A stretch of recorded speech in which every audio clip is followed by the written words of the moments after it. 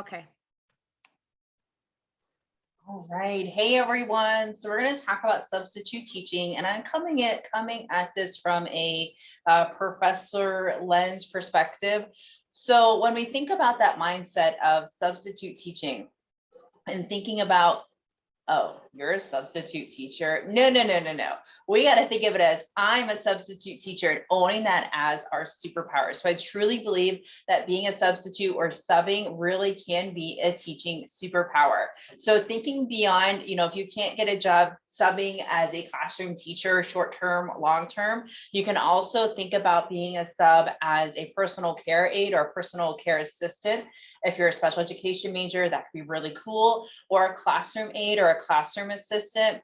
And this is, I point these two out because if you're a student or, an underclassman looking to try to, hey, how do I kind of get my feet wet into a school or a district? Those two might be some good options for you, where you got to check with your district to see how many education credits or how many courses you need to be a substitute teacher. That's going to vary based on the school or the district that you are applying to substitute teach in. Sometimes it's written on their website, sometimes it's not. Just pick up the phone and ask. That's always the simplest way to do it.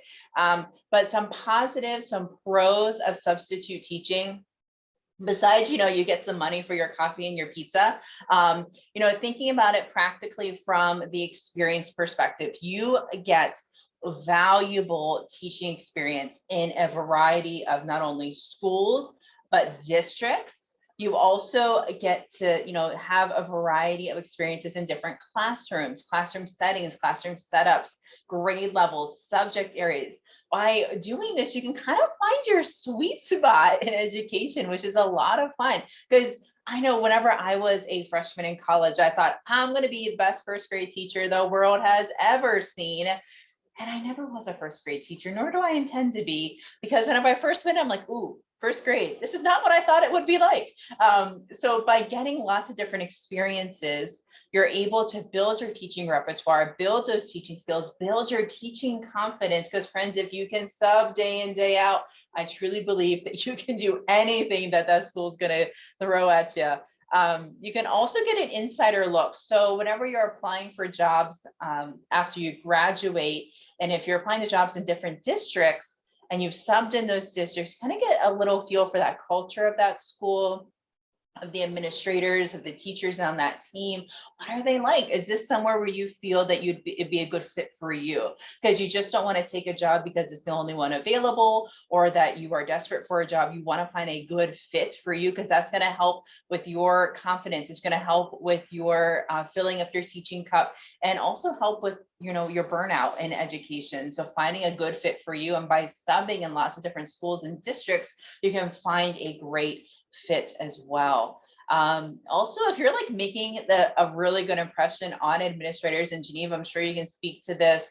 This could lead to like a long-term sub position that might open up, or it could possibly lead to some full-time employment, which would be fabulous for you as a new graduate.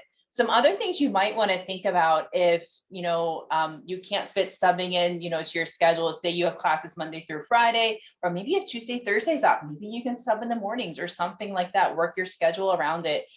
You can also look at extended school year in a local district in which you might be at home. Look into your local district, see if you can apply to be a sub or work as a assistant, classroom assistant, or a personal care aide. That could also help with your resume as well. And also you get to network. So this is a really cool opportunity for you to network with other educators, maybe on that elementary team or on that third grade team that you're, as a substitute doing, or even networking with the administrators. Don't just go in with your head down, go right to your classroom. Introduce yourself to the principal, the assistant principal, the administrative assistant, to the custodian. Introduce yourself to all those power players, because you never know where a conversation can lead. And Geneva, if you can hop it on over to the next slide. So subbing really is a superpower, but let's talk about some nitty gritties. How do I actually do this? So first, you're going to want to double check with the district, see what guidelines there are for you to substitute. Here in PA, I think it's like you need to have 60 college credits to be a substitute teacher. It's going to be different in different states and districts. So double check that. Once you have that info and if you can apply for this, good for you, give yourself a pat on the back. Head on over to the district website, look under employment or HR or careers, something along those lines, jobs maybe, and you'll find a nice long list of all the jobs that are available. Look to see what they are looking for in a substitute teacher, pull some of that verbiage, pop it into a cover letter, make sure you're highlighting those experiences in your resume. Fill out your application completely, have all your supporting documentation ready to rock and roll, because your application is like the hamburger or the veggie burger, and the supporting documentation is like the fries or the sweet potato fry. So make sure you have everything ready to go so you can send it right out to that district. You don't have to wait on anything. So make sure you have all that information ready to rock and roll. You've double checked your spelling, your grammar on your application and in your supporting documents. So check that you are eligible, send in your supporting information, fill out that application, and be ready to rock and roll. And I know that my co-presenter is going to share some actual tangible things that you can do to have in your substitute tool belt. So I'm going to sit back, turn off my mic, and listen in. Awesome. Thank you so much, Sam. Yeah, and just to touch on the administration perspective of substitute teachers, right? And, we have a lot of substitute teachers that come in and think they're just filling in a space, right? We need a body in a classroom, and we need to shift that mindset. When you come in, you should take ownership, take pride in every role and every position you take, because you never know what position that might land you a position. Principals are watching, principals are looking. If we know, oh, she's one that just sits there and lets the students do anything, or she doesn't come prepared, she doesn't have anything ready. Even though sometimes we expect classrooms to have things. In a realistic world, some teachers are not prepared for their absence, right? They don't have a substitute binder or folder, and you have to come in prepared. And this is what Jenna's going to start, and she's going to talk about how you can be better prepared for each assignment you take on as an assistant principal, as a substitute teacher. Okay. All right. So, speaking from my own experience, and then I'll twist it to the professor experience, you have to have a bag of tricks. And Brianna, I'm sure that you could relate to this before jumping into the position that you're in now. I used to walk around literally with a bag of a bunch of different things in there. I had read alouds for upper grades, lower grades. I had classroom management tools. I had tickets, little like carnival tickets that I would give out to the students. Depending on what school I was in, I knew if they used Dojo points as a classroom management, then I would have Dojo app on my phone. I literally used to have, and you can make fun of me, but I used to have a mason jar with marbles in it. And I used to walk around and be like, oh, how many marbles are we going to get this period?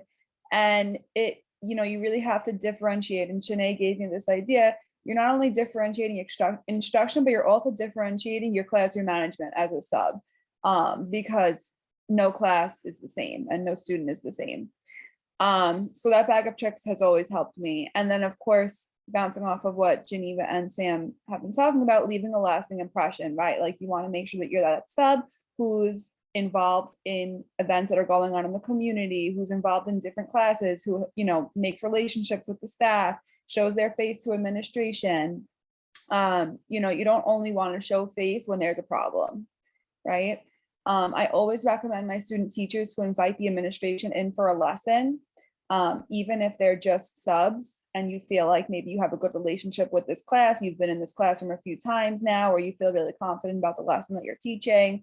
I always push them to invite admin in just to get some feedback, to show that you're a reflective practitioner, to show that you're interested and you're dedicated to the school and you really value their feedback. From my own personal experience, I went to Queens College, and I knew when I graduated, I wanted to work at one specific school, and every other option for me was closed. I said, this is the school I'm working at. There's no ifs, ands, or buts. I'll do whatever it takes to work there. And so I started subbing there, and I did not like it. I didn't like the environment. I didn't like the culture between the teachers. I tried to build relationships with the teachers and they just weren't letting me in. It was kind of like that school where you walk in and everybody just closes their doors and you're just kind of left to do what you have to do on your own. So the point of me telling you that is sometimes you think you know where you're going and you actually don't. And that's the beauty of it. Sam, sorry, I'm trying to navigate the chat. I'm really bad at that. Yes, you learn exactly, Sam. So sometimes you think you know where you're going, and then you actually get there and you're like, maybe this isn't where I'm meant to be, right? So always thinking about your inner beliefs, your core values, your non-negotiables. Don't steer away from them, but also be open enough to say, I always thought about it this way, but what if I tried this? And like Sam was saying, that's the beauty of subbing, because you get to experience so many different certification areas, schools, classrooms, administrators, teachers. It's your chance to kind of feel like, okay, I'm looking for my home, which place feels like home to me. And I wound up, loving a school that I've never even heard of, but I knew the second I walked in that I felt like this was my home. So, and it just was never something that I thought about. The next thing I want to talk about was leaves versus day-to-day subbing. So obviously day-to-day subbing, you walk in, sometimes you know where your assignment is, sometimes you don't, sometimes you know where you're going the next morning, sometimes you don't. And then leaves is really when you're sticking with a specific class for a long period of time, and you really get to know that class very well.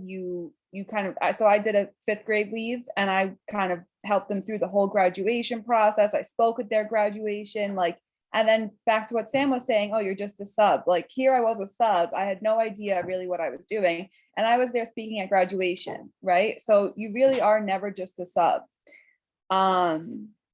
And then a few other little things, emergency folders. I always feel like this is something that's overlooked, but you're a sub, you walk into every single room, you don't know where their emergency folder is. As soon as I walked in to any room, I would always ask the kids or whoever was there, para, where's the emergency folder?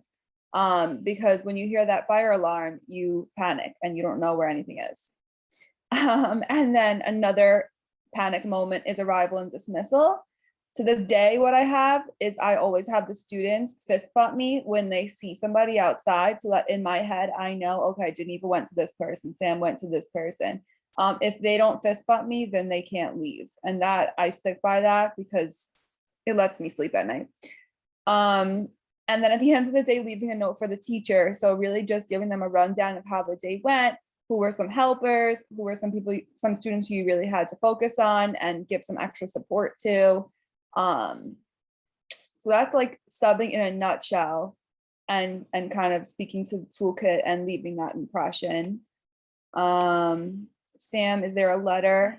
Yeah, I had a question. Do you have like a template or like a blueprint that, could be valuable for our subs that they could use to like, okay, make sure I have this, this, and this on my letter to the teacher? Do you recommend, like, if you're like a day-to-day in a new building, should you like send like a thank you to the principal? I don't know, just some things to think about. Yeah, no, you know what? I never thought of that. And honestly, no, I used to just personalize it based on what class I was in. At the end of the day, I'd stay for a few minutes and just write it. But I'm sure that if we looked online, there could be a ton of good resources. When I was a sub, what I used to do, and people used to think I was crazy, but I thought it was good. I made business cards. I made business cards that were like teacher themes. And every school I went to, I would try to build a relationship and a connection with the teacher who I was subbing for. And I would leave that card on their table. And I have to tell you, my phone number was on there. They would text me right away. They'd say, hey, I saved your number. Next time I have to be out, I'll text you. And like, that worked wonders for me. And I don't remember where I saw that idea. I think it was online. And some people took it the wrong way. Like, oh, what is this one thing she's doing? Like leaving business cards as she's going around. But you know what? It was the easiest way for me to give out my phone number and just network. And like I mentioned before, become involved in community events. So if you're really dedicating, committed to this school, I know when I was subbing at my school that I currently work at now, I went to their pajama story night. I went to their international night. I stayed after school and helped out the basketball coach, and I wasn't being paid for any of this, but I knew that I wanted to wind up here, and I was dedicated. I really enjoyed doing these things after school with them. And I loved the school. I loved the students. And really just like making your presence known. And even from the time I was subbing, like parents knew who I was, you form those relationships with them. And it really just is about staying open and putting your energy to where you feel like you're going to wind up, and making sure that they know that you're dedicated to them. And I think there's this unwritten rule in subbing, and I don't think anybody talks about it, but this idea of like loyalty. Like I remember when I was subbing at my school and then I would go take a day at a different school, not that it was like there was just like this, like, oh, I thought you were with us, you know what I mean? And I think it's valid. Like if you feel like this is where you want to be, open your schedule for them and be available to them at any point. I definitely was called by my school and I already took a sub leave for the day at a different school, and I canceled on the other school, even though it made me look bad at the other school. I knew that this is where I wanted to be. So it's kind of a weird thing when you're going back and forth and trying to find your home. Um, and Brianna, I don't know if you want to add on to that. I don't know how you wound up at West Hempstead, or if like you knew somebody, or if you did a demo, then wound up there and like loved it, or if you always wanted to work at West Hempstead. But like, it really just is about like exploring different options, finding your home, and showing that dedication. So, and I think you're doing that already if you took that leave, Brianna, which is awesome. And that's it. Yeah, I found this through one of my professors at school, this position. Networking right there, right? Yeah, exactly. And I really love what you said. That tip that you said about having an administrator come into the room. I would have never thought of doing that, and that sounds terrifying. But I think that is such a great tip. I really like that. I definitely starred that on my paper. So thank you. Of course. And I'll tell you, I recommended it to my own student teachers this past week, and they've been sitting on it for a few weeks, and I was like, all right, this is the week, like you got to invite them. And my own principal nominated 2 teachers this week to be subs because they did that. They invited her in, and without doing that, she would have never known like what kind of teachers they were. Right. So it feels a little uncomfortable, but one quote that Geneva and I learned in admin school is sometimes you have to feel comfortable with being uncomfortable, and that's the only way you'll grow. Absolutely. Absolutely. Thank That will you. help you build your confidence too. And in teaching, the more practice you have, the more, I mean, but I even know, like, even in I was 7 years in, you still get nervous. You want to do the best you can. You want to make sure you're covering everything. So you will question your confidence. You will question your instructional practices. You will doubt yourself, especially if you're an overthinker like I am, and you're a perfectionist. You want to make sure that everything is done right. But, just being prepared. That's another thing. Being prepared for each class you go into, that's going to help you build your confidence as well, right? You don't want to just wing it. You cannot just wing it, because it's just the kids, you're going to do a disservice to the students, right? You want to make sure you're prepared. That also makes you feel confident in being in front of the classroom when you are prepared for that lesson. Okay. Thank you, Jenna. And let's see what's next here. Is this you too, or is this Shanae? I think this is me. I just don't stop talking, do I? So I think I mentioned a lot of this already, but being vulnerable, being open to any position. I got my license in gen ed, and when I would sub in special ed or ENL, I was a little nervous. So I was like, well, I'm only certified in gen ed at this moment. But I wound up loving it, and it inspired me to get my certification in both of those areas right after. So being vulnerable and open enough to think about your unlimited possibilities. Just thinking outside the box, and you really never know until you know. Like I said, when I walked into my school, I knew. And there are just so many options out there. You're just looking for that right fit. So just never settle. You could think you're happy in one place and then realize you're happy in another place. You also have to remember the grass isn't always greener on the other side. So you might feel like, oh, this district has this problem and this district has this problem. And you might think, I'm going somewhere else. You don't know if the grass is always greener, right? So what I always say is stick to your gut, and when you know. And also take every experience as a learning experience. Start that assignment. What can I take out of this assignment? What can I learn, right? I didn't have great experiences in my, I was never a substitute teacher, but I did start off as a long-term sub, I did. And then once I finished my certification, then I was offered a position, but I did come in as a long-term sub. But I also looked at it as, okay, what did I gain out of this experience, right? Sometimes we tend to focus on all the negative. Oh, I'm a substitute teacher, or I'm this, or I'm that, or I'm not really happy with this district, or it's not ideally the role I wanted to play, or the school I wanted to be in.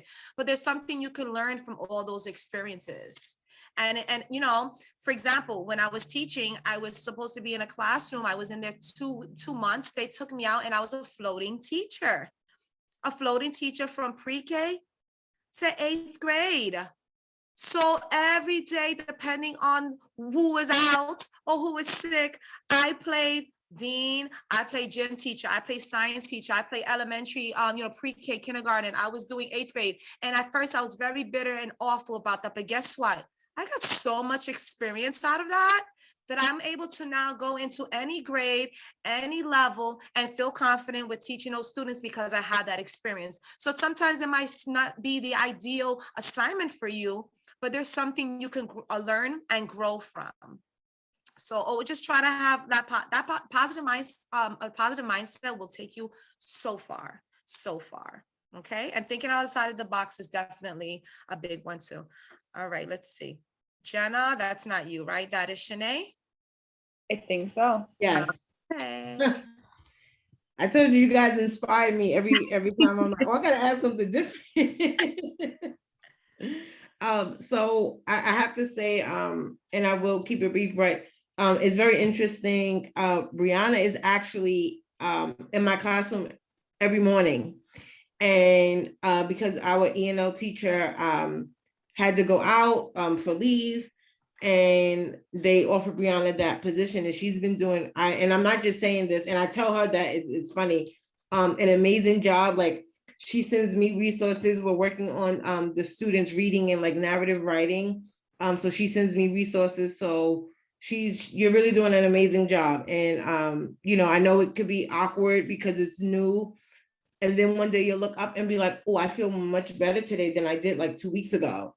Right. And then half a year go by, you're like, oh, I'm getting the swing of it.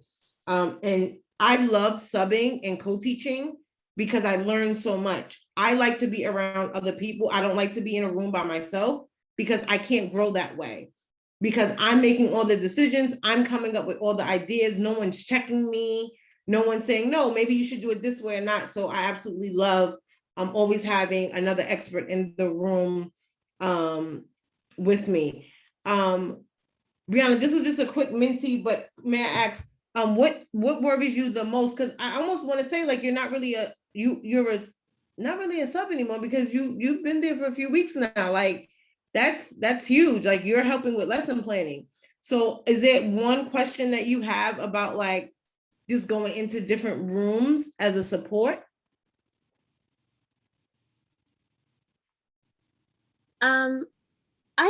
I don't necessarily have a question. I think it was, since I am going into different rooms every day, all day, like learning how to work with different people was something that I guess I wasn't expecting, because everyone has such a different teaching personality and a different environment, every classroom. So just learning how, like, my place in the classroom was challenging at first, because some teachers are really open to having a co-teacher and some teachers aren't as much.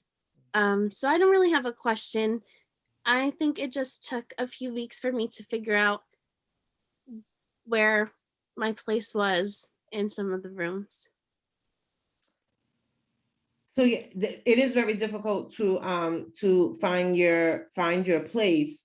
And you know, in the 3 different settings, that's what the next 3 slides are.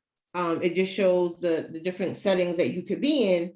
But I find, and this is something that you do already, you go right to the students, right? Like, you go right to the students and you support them and you help them. So you find your place, right? Like, if someone is not giving me a seat at the table, like, I'm bringing my own seat into the room and I'll have my own little table myself with the students, because that's who you're there for.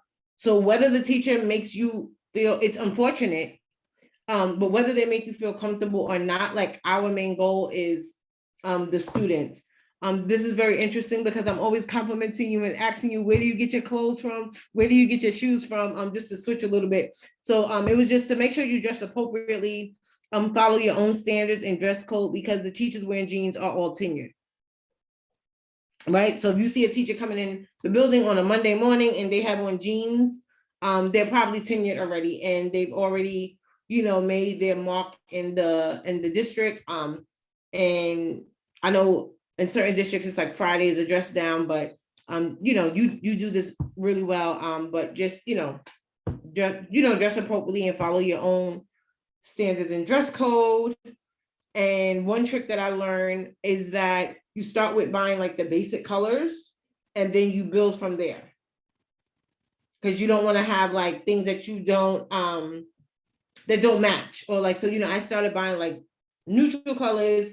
And I tell you, Brianna's shoes, her sweaters, her pants are always like, I'm like, Brianna, where did you get this? But in the classroom, it's Miss Legacy. So, and the students absolutely love her. She really comes in and is so supportive. So then the next slide is just the different settings. So be open-minded and flexible when it comes to working with diverse students, and you do that. And just keep that momentum, right? Like next year you could go into the same grade room and it could be completely different. So I try not to put in my mind that like, oh, fourth grade is my favorite, or like kindergarten is my favorite. Like they're all my favorite because I'm gonna learn from all of them, and I'm gonna have a tough time. And there's not gonna be a classroom that you don't have a tough time in. The question is, what is the tough time going to be? Is it going to be with trying to build a relationship with my co-teacher, or trying to build a relationship with the students? But you are very open-minded, and try not to take things personal, right? So I had to learn that sometimes people have a lot going on in their mind and they don't realize how they're coming off and how they're speaking. So just give them a little grace and just don't take it personal. You know that day, maybe Monday mornings, is not the best time to talk to them. So, Yeah. Keep that in mind. I wanted to add with the being open-minded and flexible, because you can land your dream job, right, Shanae? Like you might not think that working with a specific population was something you ever thought you would do or be interested in, but because you keep yourself open, you might end up falling in love with that population, and it might guide you into landing a position with a totally different group of students that you thought you would never work with. Mm-hmm. Absolutely. And even really quick, in my position now, I interviewed for the position that I originally interviewed for, that's not the position that I have. And what happened was somebody resigned, and they called me, the assistant superintendent called me and said, hey, I think you would be great for this position. When you interviewed, you said some things that made us feel like these group of kids would be perfect with you. So it really pays off to be yourself. I stand by that, because if you were on an interview and you feel like you can't be yourself, that's probably not the school that you want to be at. Because in my interview, it was almost, they asked me like, oh, how do you feel? And I was like, can I be honest? And they said, yeah, be honest. I said, I feel like I'm home. And like when the superintendent sees me now, he's like, how do you feel? I'm like, I still feel like I'm home. Like every day that I walk into that building, it was like, I know I was meant to be here. Like there's no doubt in my mind. So general education, usually has one teacher, 20 to 30 students. Trying to keep them 3 feet, 6 feet apart is challenging. I just put a little AKA down here, generally by yourself with a lot of great kids and responsibilities. So when I started subbing in general education. And then I realized on day 3, baby, this is too much. Like it was a lot. Like it was like overwhelming, because you don't know the kids. And I felt like I couldn't establish connections with them so quick. If it was a long-term sub position, maybe, but I was kind of like, I know I could do it, but I wasn't the happiest with it. And then the next setting is, the inclusion. Brianna, that's kind of what we are in. That is what we are actually, co-teachers. You have one exceptional education teacher and one general education teacher. The number of the students vary. Less than half the students have an individual education program, AKA you will not be by yourself. So if you sub somewhere else, keep that in mind. And a lot of principals, a lot of administrators love when you are open-minded and say, I love co-teaching, right? Because that's what a lot of teachers don't want to do. No one wants to work with someone else. So if you're coming to the table saying, I'm open to this, even if the teacher is not as open, administration will be very grateful. I will say that to you, because I've had that situation as well, where we've had like off the table conversation and they were like, I know this person's giving you a hard time, but please keep doing what you're doing. And self-contained, Brianna, that's the setting in my room now. We have 16 kids. So I have a teaching assistant, which I call my co-teacher, and then I have a one-to-one aide, and I say AKA, it's very structured. It's a very structured schedule with support. So my students are very high functioning. They could probably teach the class without me. I tell them that every day, like, I don't do this when they come in here because I'm not gonna have a job. Y'all can do this on your own. But they remind me of the schedule because they're 4th, 5th, and 6th graders. So they're like, oh, it's 5 minutes until lunch. Shouldn't we be lining up right now? And I'm like, no, you're not done with math yet. We can wait a minute. So those are just the 3 settings. So just be really open-minded when choosing that. And I think it was one last slide. So these are just 2 things that I thought was really important that was also said. Have one call and response ready. I'm not the average teacher. I do things very different. So one day I heard my son and his friend talking, and they were saying to each other, like, let me get a hi, ya. And I was like, it made me turn around. And I was like, what are they talking about? And I was like, what is that? So then my son taught it to me. I was like, oh, I'm teaching that to the students. They love it. Like, we don't even know what hi, ya is, but they love it. I said, let me get a hi, ya, and they do it. So having that in your back pocket, like as soon as you go into the room, like you're in the center of that room. Good morning, guys. I'm so happy to be here. I know we're all going to respect each other. When I need your attention, this is what you're going to do, right? I'm going to say, let me get a hi, ya. And I always tell students, you determine how this day will go. Your behavior determines the type of day that you're going to have. My behavior determines the type of day I'm going to have. So if we all come to the table respecting each other, we're going to have a great day.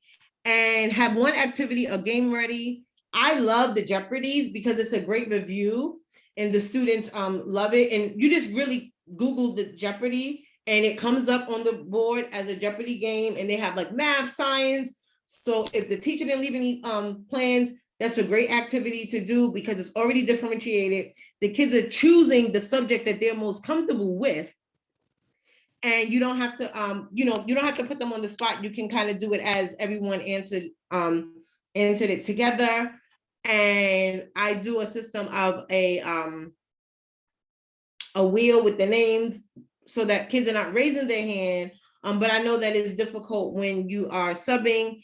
And also when you are subbing or new to a class, make name tags for the students.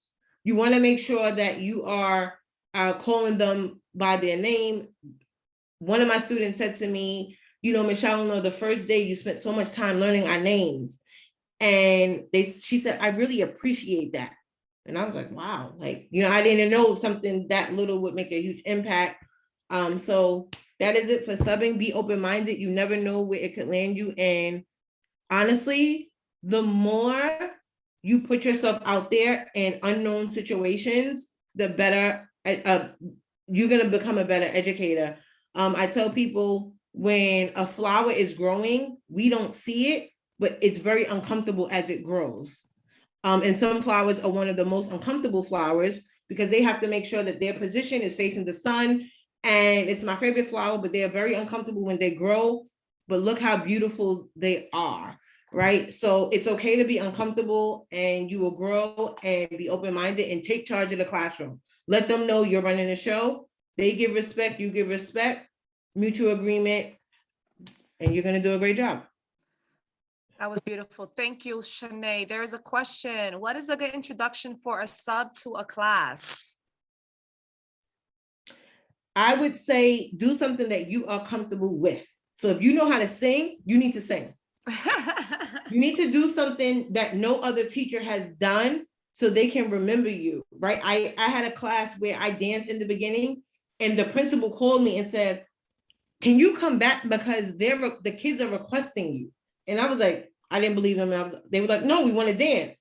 If you sing, anything interesting, right? Anything, any fun game, just start with a game, right? You want Start with a game. your personality to reflect. You want your personality to be reflected in your teaching, right? You want students to know that they can trust you, that you're fun, that you're there for them, right? You want, however you want that foundation to be set for your relationship with your students, because we know we need to have those relationships with the students. So if you want them to know that you're goofy, you're fun, you're safe, you can be trusted, then you go in like that, right? Yeah, definitely, icebreakers, maybe a little joke. Tell them, you want to share something personal about yourself, but not too personal. Like maybe that you like, you have pets, or you like to go hiking, or, like when I became an administrator, I wrote an intro letter for all the staff so they can get to know me. I'm new to the district. I'm new to the school. They didn't know anything about me. I asked the principal if it was okay. I wrote a little intro letter about my intentions, my excitement of joining the school, and a little bit about myself. But, and then letting them see your personality and you being in front and you being in front of the class. If you joke, if you play an instrument, or, you sing, you dance, whatever you want to do, so they see that you're human, right? You are, you're fun, and they will welcome you into their community, right? Because you're going into their space, and they need to know, like, who is this stranger coming into here trying to teach us or trying to have us listen to what she's trying to say, right?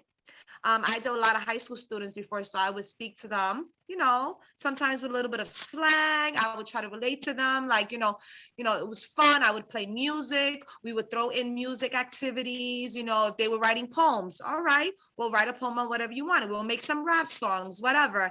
So whatever it relates to your kids in your district, in your classroom, you make that work, and you do what you have to do for them. And Brianna is very hands-on with the students. She really is. She's really hands-on, and I'm so happy to have the opportunity to work with her. And the kids love her. They absolutely love her. So I think we're going to conclude subbing. I know we went over time. I'm going to stop recording right now when it comes to the subbing, and I'm going to post this on our Google site. So how do you stop? Okay, Sam, stop recording.